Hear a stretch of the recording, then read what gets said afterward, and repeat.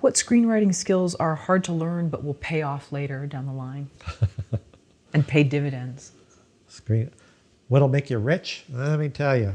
Actually, in the last chapter of that new book, I said how George did it. You know, I did an analysis of Star Wars. I said the title of the chapter is How George Did It, or Can I Make $4 billion too, or something like that. But I put an asterisk. Results not guaranteed. That's good. I don't want to get sued. If you don't make $1 billion. Okay, what skills are hardest to learn and will pay off later, and not necessarily monetarily, but just pay off later. Pay off in terms of your artistic abilities. What's wrong with that? Yeah, that's right. Hey, man, it's about the art. Yeah, about doing it. You know what I'm saying? A skill that's hard for screenwriters to learn. Maybe it's just taking notes. I don't know. Sorry, I'm interjecting. Oh, taking notes in terms of people giving you notes? Yeah, I don't know. I mean, is that sort of its own skill? Well, that involves listening in two ways. One is, well, there's a difference between analysis and response. Someone who gives you notes is often giving you a response. Well, this didn't work for me. And then you have to take that and filter it through analysis and figure out why isn't it. And that certainly takes skill. But I think the skill that's really, it's learning, I think, how to flesh out a character. I think that takes longer for most. Some, they start with character right away. But to get us develop techniques by which you get a sense of who a character is and really portray them in a vivid way, that's a skill that pays off. Because you're not writing, actually you're not writing characters, you're writing roles. You're writing a role for an actor. And so if that character is really exciting, it's a role that an actor would want to play. And that's very helpful. Yeah, I can be that person, you know. Or that would be a challenging role for me to play.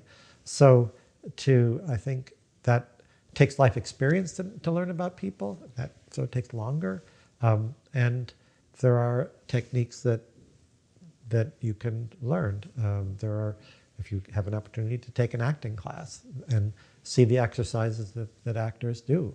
And they are all about what would this character do in this situation, and what are the choices they make, and how would they express what they're doing.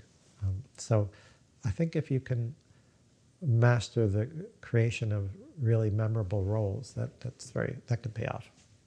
What's funny is you talked about, you know, trying to make the next Star Wars franchise or whatever. Just listening to the behind the scenes for Carrie with Brian De Palma. Mm-hmm. I think he talked about they shared the same casting space for Star Wars at that time. So really? They would be like, you know what, I don't want this person, but why don't you have them? And so I think one of the people had tried out for the Han Solo role, or one of them, and they said, actually, no, Brian De Palma said, I'll take him. And so he ended up as the boyfriend, I think, in Carrie. So they were kind of like sharing this casting space.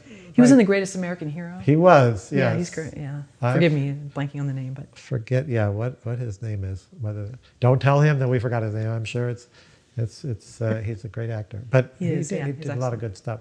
But yeah, interesting. But my point is that at that time, you know, here they're sharing this casting space. They don't have any idea the implications of really both those movies. Sure. And you know, it was the quote unquote passion projects, and I think Sissy Spacek was not even the original choice for Carrie.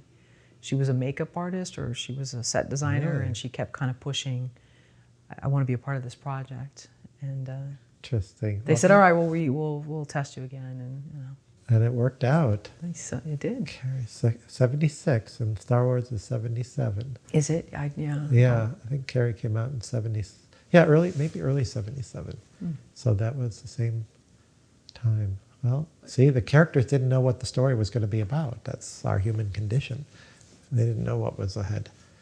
But so, yeah. Didn't necessarily plan it to be a franchise. So right. Yeah.